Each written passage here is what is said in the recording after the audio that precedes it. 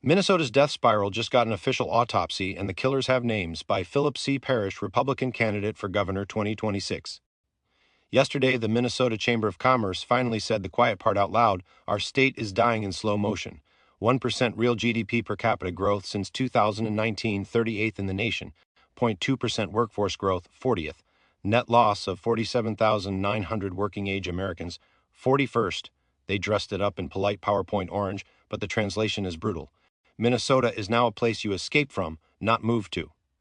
The people leaving are the ones who pay taxes. The people arriving can't.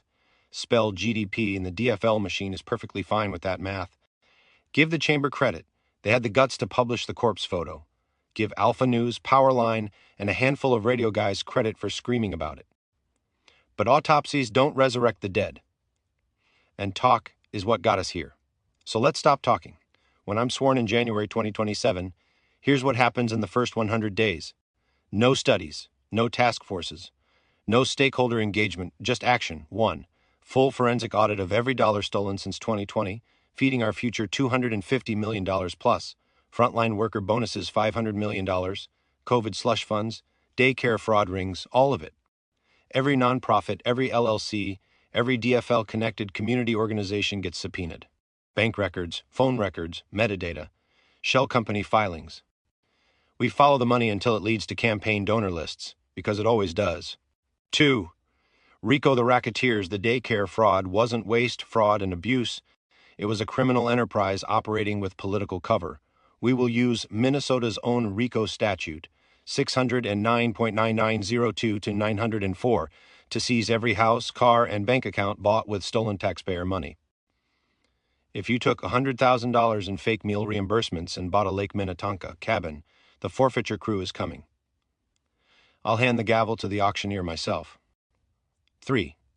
Immediate 15% across the board cut in state income and business taxes paid for by the seized fraud proceeds, and by zeroing out every DEI contract, every climate equity grant, and every NGO that can't pass a financial stress test.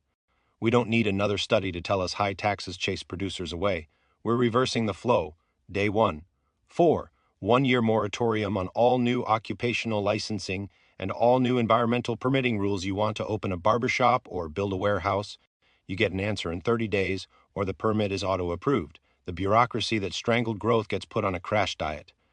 5.